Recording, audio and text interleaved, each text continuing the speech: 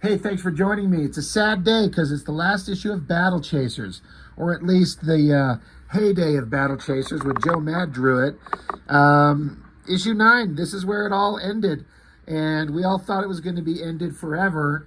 Well, I mean, all right, let me take that back. I don't think we all knew at the time that Joe Mad was just going to take off and go do video games and never address this comic book ever again for, what, 2.5 decades? It's really kind of frustrating. Issue 9 here. I just recently did issue 8, several months in between these issues. Issue 8 says May 2001. This one is September 2001. Such a long wait in between issues. It was so frustrating, but every time we got one of these, as far as I'm concerned, I was just blown away every time. And the art got better and better with every issue. I loved it. It was just working so well. And I was just so excited whenever we finally got one.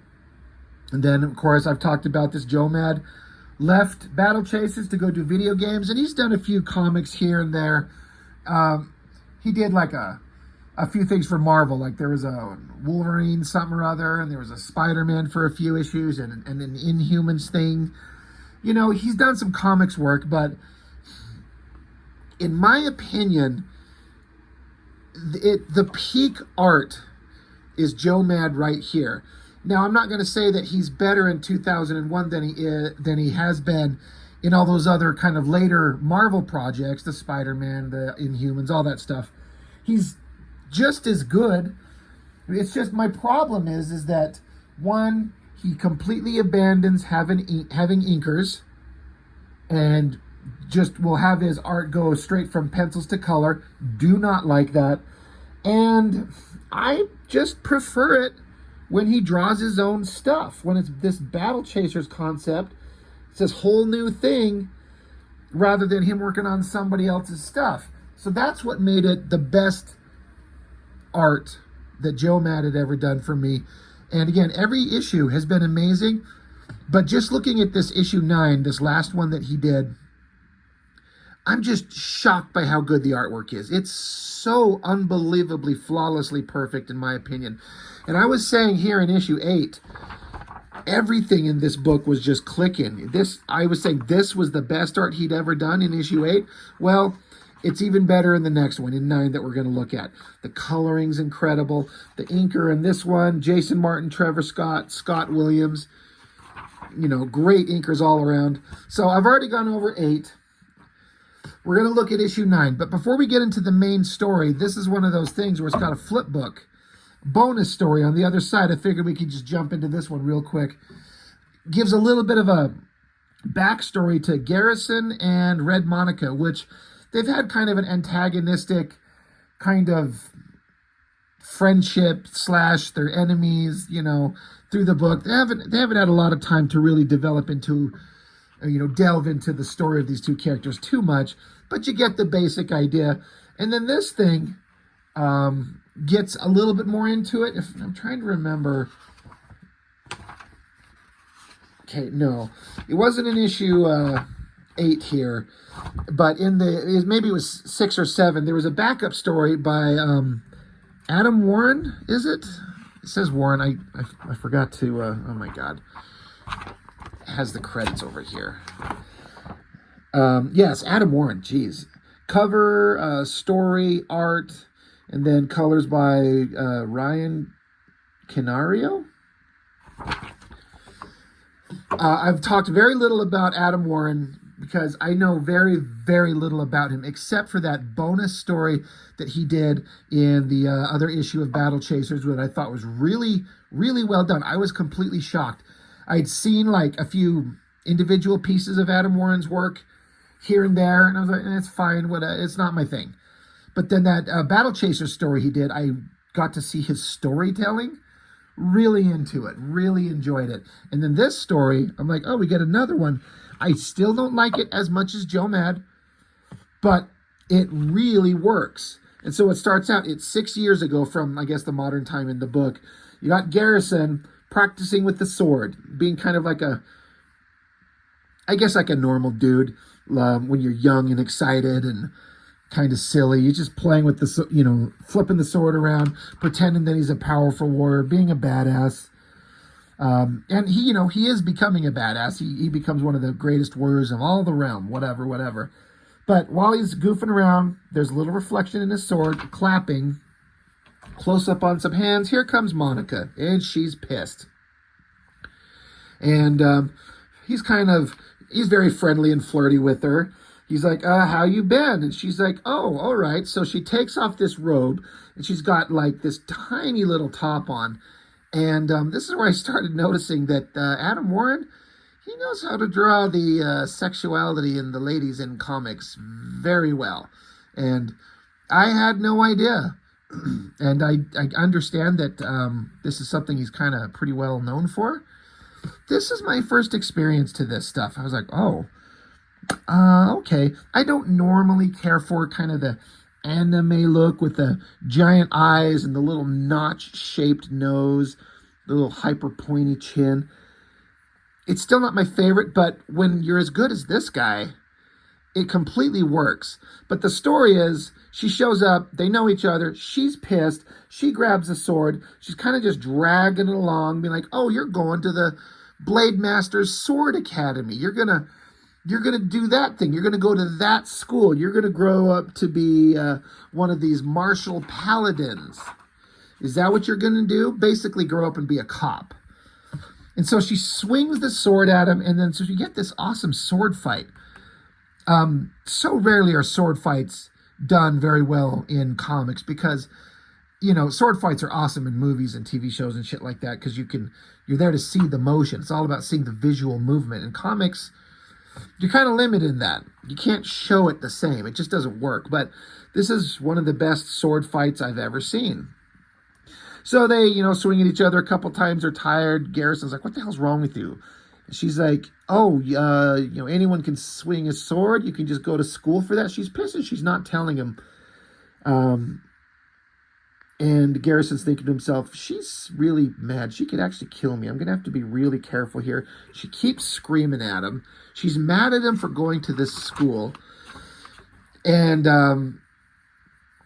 you're going to be a high and mighty martial paladin. Now, I love that, in comics, when there's artists that are really good at drawing the sexuality, and that usually translates into drawing the ladies, a lot of times they're like, the characters don't notice that shit at all. We do, just because the artist draws it that way.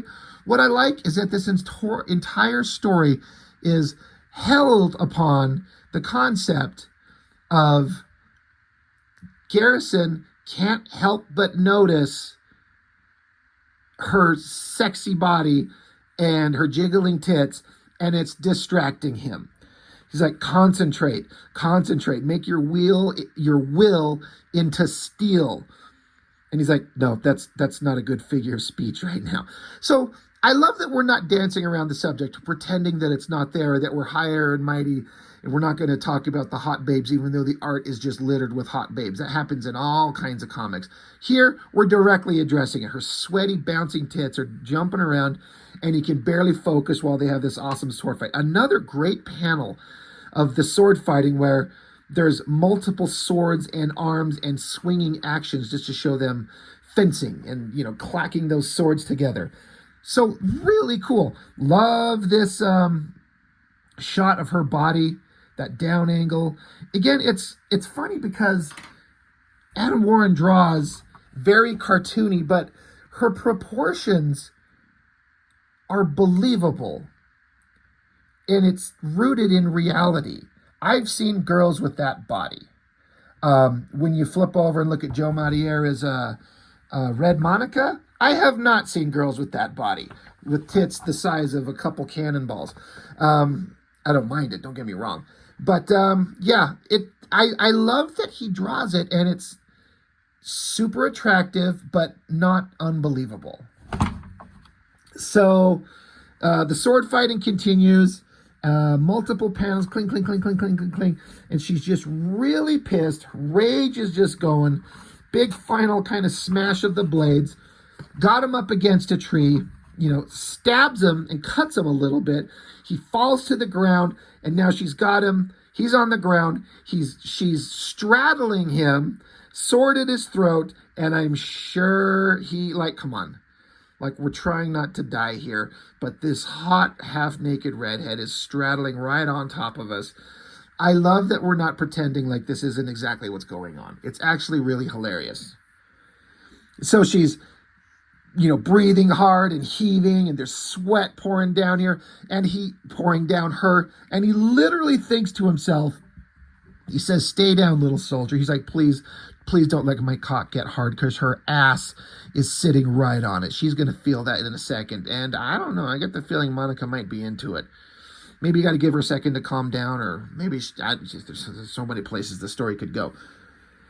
But he's like, "Why are you so mad at me?" And she's like, "You don't know why?" He's like, "No, I don't know why." He says, "I'm not a wizard, Monica. I can't read your mind. So you have to tell me exactly what I did to make you so mad. All right? And also get the fuck off my dick before I fucking poke you with my fucking little sword master myself." So she just basically explains, "You're going to this specific sword school, right?" "Yes." And he's thinking to himself, calm down. Keep your eyes on her face. Think of something else. And she says, she keeps going on about, "You're going to go to this school. And you're going to basically become a cop." He's like, "Yeah, right." And he's like, "Think of a conversation right between gold and platinum pieces." Like, he's like, "Please, God, please, God, please don't let this happen." Giant sweaty boobs hanging down. He keeps thinking to himself, "Why is the sky blue?" But the basic story that she's trying to get him to understand, God, what a great shot. Look at them hooters hanging down. She's like, I'm a thief. That's what I do. And martial paladins hunt down thieves. So basically, if you go to that school, it's going to make us enemies. Are you going to hunt me down? Are you going to hunt me down and kill me? And he's like, "What? Hell no, of course not. We're friends. I wouldn't do that." She's like, "You swear?" He's like, "Yes, I swear I will not hunt you down or let them kill you. Are you happy now?" She's like, "Yes. Yes, I am." And then now that her anger and her problem is kind of alleviated, she tosses her sword away, and she gets this goofy look on her face, and she's like, "Oh no, Garrison, you've got a nasty boo-boo." And she's like, "Oh, Monica will make it all better." He just lies on the ground. Somebody help me. The end, because he's got that little scratch she did on him. So he's just dying here. And he solved the problem. He answered her questions, but it's not getting any better. So I read that, and I was legitimately shocked at how good that was. Artistically, made me a fan of Adam Warren. And I think last time I talked about Adam Warren on the other issue of BattleChasers, a couple of you recommended, go look at this book, go look at this series that he did. You'll love it. It's great. He's fantastic. And I still haven't done that. But and the more I keep looking at this stuff, the more I think I'm interested. He's obviously very, very good. And again, I don't normally like this kind of anime style, but it works here. It works with him. I'm digging it. And then the story, you get some characterization, a little bit, not a huge amount. Like, they're youthful, I don't want to say kids, very, very young adults. And the kind of intense sexuality and the sexual tension between them, it's funny. And it's kind of, I love the fun nature of this story. It's hilarious. It's lighthearted. You get a little bit of characterization, a lot of fun. And I actually enjoyed it quite a bit. So I was going to just jump right into the rest of this issue 9. But, I'm starting to worry sometimes that my content goes way too long. It's just me yapping on all forever. And I don't know if that's getting old or people are sick of hearing my voice. I don't know. So I'm actually going to, I know I started this video out. When I started it, I was just going to go into issue 9, but I wanted to start with this. But I've already blown 15 minutes. So I think I'm just going to actually cut this one off and make it like a 2-parter. We'll do the bonus story and just have this up. And then I'll have issue 9 proper and a conversation about the final issue of BattleChasers by Joe Mad in a separate video, because why not? Again, I'm worried that my video content's going too long, and I don't know. We'll just see how it goes. So anyway, thank you for joining me on this one. I definitely need to go pick up more Adam Warren stuff He's really good. So thank you for joining me, and we'll get back onto Battle Chasers 9 by Joe Mad just tomorrow. So that's all I've got for now. Thank you for watching. I appreciate it, and I'll see you next time.